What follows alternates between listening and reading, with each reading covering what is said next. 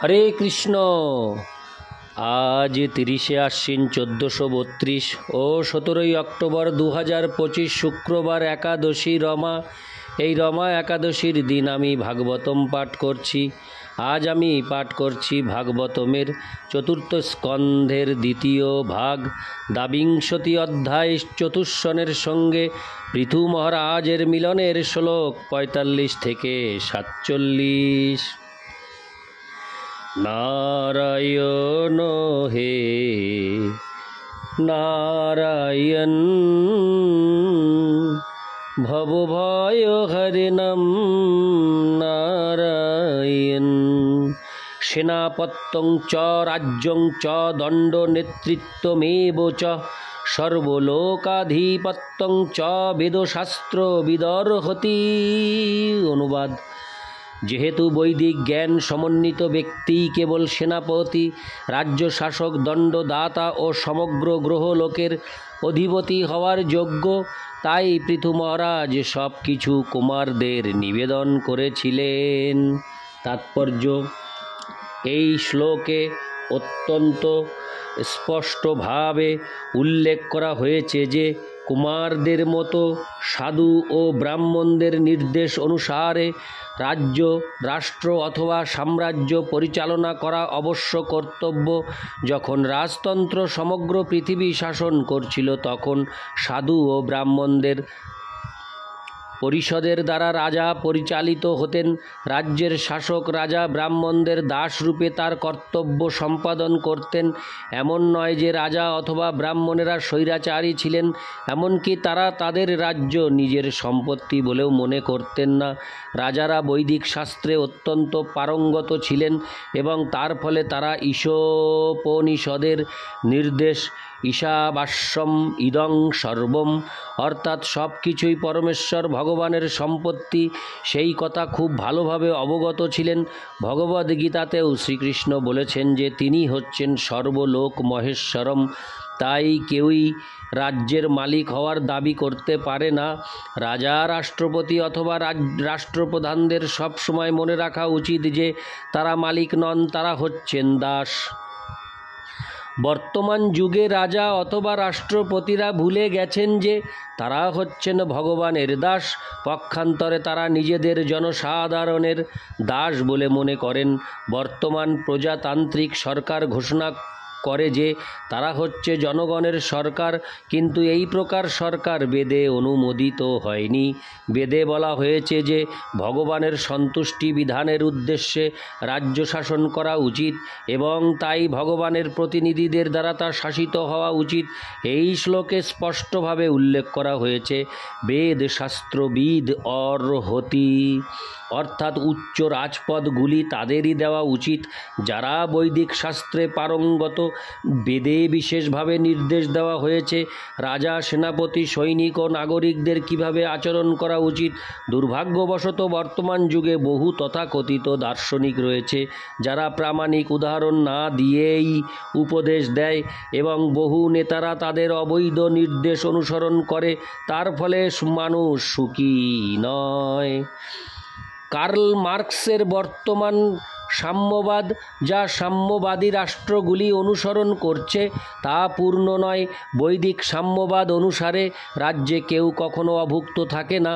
বর্তমানে অনেক আজে বাজে প্রতিষ্ঠান রয়েছে যারা ক্ষুধার্তদের খাদ্য প্রদান করার উদ্দেশ্যে জনসাধারণের কাছ থেকে অর্থ সংগ্রহ করে, কিন্তু এই অর্থ নিঃসন্দেহে অপব্যবহার করা হয়।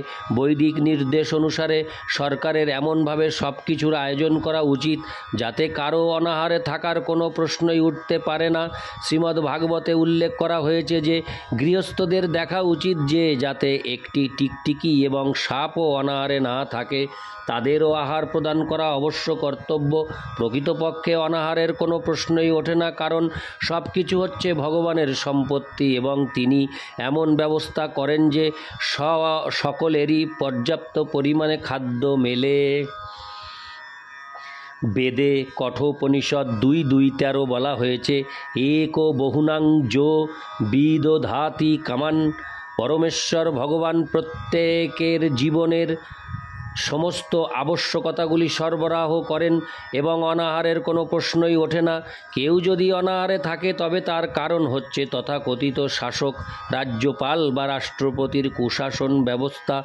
অতএব স্পষ্টভাবে প্রমাণিত হয়েছে যে যারা বেদ ও শাস্ত্রবিদ নন তাদের রাষ্ট্রপতি, রাজ্যপাল ইত্যাদি হওয়ার জন্য ভোটে দাঁড়ানো উচিত নয়। পুরাকালে রাজারা ছিলেন রাজর্ষি, অর্থাৎ যদিও তারা রাজা রূপে রাজ্য শাসন করতেন তবুও কখনো বৈদিক শাস্ত্র নির্দেশ হরে কৃষ্ণ বৈদিক শাস্ত্র নির্দেশ লঙ্ঘন করতেন না এবং মহান সাধু ও ব্রাহ্মণদের নির্দেশনায় রাজ্য শাসন করতেন।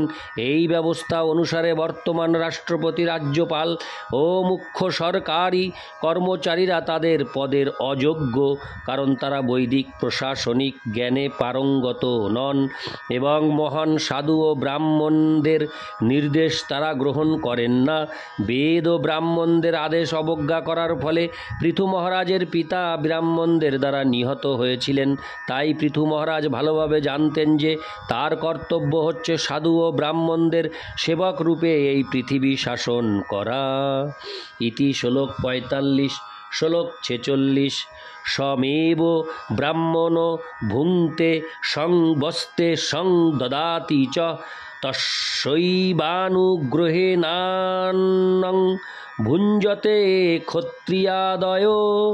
অনুবাদ: ব্রাহ্মণের কৃপায় ক্ষত্রিয়, বৈশ্য ও শূদ্ররা তাদের আহার প্রাপ্ত হয়। ব্রাহ্মণেরাই কেবল তাদের নিজেদের সম্পত্তি ভোগ করেন, তাদের নিজেদের বস্ত্র পরিধান করেন এবং তাদের নিজেদের সম্পত্তি অপরকে দান করেন। তাৎপর্য: নমো ব্রহ্মণ্য দেবায় মন্ত্রে ভগবানের পূজা করা হয়, যা ইঙ্গিত করে যে ভগবান ব্রাহ্মণদের পূজনীয় বলে মনে করেন। সকলেই ভগবানের পূজা করে, কিন্তু অন্যদের শিক্ষা দেওয়ার জন্য ভগবান ব্রাহ্মণদের পূজা করেন। সকলেরই কর্তব্য ব্রাহ্মণদের নির্দেশ পালন করা, কারণ ব্রাহ্মণদের একমাত্র কর্তব্য হচ্ছে সারা পৃথিবী জুড়ে শব্দ ব্রহ্ম বা বৈদিক জ্ঞান প্রচার করা। যখনই বৈদিক জ্ঞানের প্রচারের জন্য ব্রাহ্মণদের অভাব হয় তখন মানব সমাজে সংকট দেখা দেয়। যেহেতু ব্রাহ্মণ ও বৈষ্ণবেরা হচ্ছেন ভগবানের প্রত্যক্ষ সেবক, তাই তারা অন্য কারোর উপর নির্ভর করেন না। প্রকৃতপক্ষে এই জগতের সব কিছুই ব্রাহ্মণদের সম্পত্তি এবং দৈন্যবশত ব্রাহ্মণেরা ক্ষত্রিয় অথবা রাজা এবং বৈশ্য বা ব্যবসায়ীদের কাছ থেকে দান গ্রহণ করেন। সব কিছুই ব্রাহ্মণদের, কিন্তু ক্ষত্রিয় সরকার ও ব্যবসায়ীরা তত্ত্বাবধায়কের মতো তার তত্ত্বাবধান করেন এবং যখন ব্রাহ্মণদের অর্থের প্রয়োজন হয় তখন ক্ষত্রিয় ও বৈশ্যদের তা সরবরাহ করা উচিত। সেটা অনেকটা ব্যাংকে টাকা রাখার মতো, এবং যিনি টাকা গচ্ছিত রাখেন তিনি তার ইচ্ছা অনুসারে টাকা তুলে নিতে পারেন। ব্রাহ্মণেরা ভগবানের সেবায় রত থাকেন বলে বিশ্বের অর্থনৈতিক বিষয় সামলাবার জন্য তাদের হাতে যথেষ্ট সময় থাকে না। তাই ক্ষত্রিয়রা অথবা রাজারা ধন সম্পদ আগলে রাখতেন এবং ব্রাহ্মণদের প্রয়োজনে সেই সম্পদ তাদের এনে দিতেন। প্রকৃতপক্ষে ব্রাহ্মণ অথবা বৈষ্ণবেরা অন্যের মুখাপেক্ষী হয়ে জীবনযাপন করেন না। তারা তাদের নিজেদের ধনই খরচ করেন, যদিও আপাতদৃষ্টিতে মনে হয় যে তারা অন্যদের কাছ থেকে অর্থ সংগ্রহ করছেন। ক্ষত্রিয় ও বৈশ্যদের দান করার কোনো অধিকার নেই, কারণ তাদের যা কিছু তা সবই ব্রাহ্মণের সম্পত্তি। তাই ব্রাহ্মণদের নির্দেশনায় ক্ষত্রিয় ও বৈশ্যদের দান করা উচিত। দুর্ভাগ্যবশত বর্তমান সময়ে ব্রাহ্মণদের অত্যন্ত অভাব, এবং যেহেতু ক্ষত্রিয় ও বৈশ্যেরা ব্রাহ্মণদের নির্দেশ পালন করছে না, তাই পৃথিবীর অবস্থা এত সংকটজনক হয়ে উঠেছে। এই শ্লোকের দ্বিতীয় পংক্তিটি ইঙ্গিত করে যে ক্ষত্রিয়, বৈশ্য ও শূদ্রেরা কেবল ব্রাহ্মণের কৃপাতেই আহার করেন, অর্থাৎ ব্রাহ্মণদের দ্বারা বর্জিত কোনো বস্তু তাদের আহার করা উচিত নয়। ব্রাহ্মণ ও বৈষ্ণবেরা জানেন কি আহার করা উচিত, এবং তারা এমন কোনো বস্তু আহার করেন না যা প্রথমে ভগবানকে নিবেদন করা হয়নি। তারা কেবল প্রসাদ বা ভগবানকে নিবেদিত খাদ্য আহার করেন। ক্ষত্রিয়, বৈশ্য ও শূদ্রদেরও কেবল কৃষ্ণ প্রসাদ আহার করা উচিত, যা ব্রাহ্মণদের কৃপায় তারা পেয়ে থাকে কসাইখানা খুলে মাংস, মাছ অথবা ডিম আহার করা অথবা মদ্যপান করা, কিংবা এই সমস্ত উদ্দেশ্যে অবৈধভাবে অর্থ উপার্জন করা তাদের উচিত নয়। বর্তমান যুগে যেহেতু ব্রাহ্মণদের নির্দেশনায় সমাজ পরিচালিত হচ্ছে না, তাই সমস্ত জনসাধারণ কেবল পাপ কর্মে মগ্ন হয়েছে। তার ফলে সকলেই প্রকৃতির নিয়মে যথাযোগ্য দণ্ড ভোগ করছে। এটি হচ্ছে কলিযুগের অবস্থা। ইতি শ্লোক 46। শ্লোক 47। জৈরিদৃশি ভগবত গতিরাত্মবাদ একান্তত নিগমিভি প্রতিপাদিতা নঃ তুষ্যন্তোদ্ব্রকরুণা সকৃতেন নিত্যং কো নাম তৎপ্রতিকরোতি বিনোদপাত্রম। অনুবাদ: পৃথু মহারাজ বললেন, যারা ভগবানের সম্বন্ধে জ্ঞান প্রদান করার দ্বারা আত্ম উপলব্ধির পন্থা বিশ্লেষণ করে অন্তহীন সেবা করেছেন এবং বৈদিক প্রমাণের উপর পূর্ণ বিশ্বাস সমন্বিত যাদের ব্যাখ্যা আমাদের জ্ঞানের আলোকে উদ্ভাসিত করেছে, তাদের সন্তুষ্টি বিধানের জন্য অঞ্জলি ভরে কেবল জল দেওয়া ছাড়া আর আমাদের কী দেওয়ার আছে? এই প্রকার মহাপুরুষেরা তাদের নিজেদের কার্যকলাপের দ্বারাই কেবল সন্তুষ্ট হতে পারেন, যা তাদের অন্তহীন করুণার ফলে মানব সমাজে ছড়িয়ে রয়েছে। তাৎপর্য: জড়জগতে মহাপুরুষেরা মানব সমাজের কল্যাণ সাধনের জন্য সেবা করতে অত্যন্ত উৎসুক, কিন্তু প্রকৃতপক্ষে পরমেশ্বর ভগবান সম্বন্ধীয় আধ্যাত্মিক জ্ঞান বিতরণ থেকে বড় সেবা আর নেই। সমস্ত জীব মায়াশক্তির বন্ধনে আবদ্ধ। তাদের প্রকৃত পরিচয় ভুলে গিয়ে তারা শান্তিপূর্ণ জীবনের অন্বেষণে এক দেহ থেকে আরেক দেহে দেহান্তরিত হয়ে জড়জগতে বিচরণ করে। যেহেতু তাদের আত্ম উপলব্ধির স্বল্প জ্ঞানও নেই, তাই তারা মনের ও দেহের সুখের জন্য অত্যন্ত উৎসুক হওয়া সত্ত্বেও শান্তি পায় না।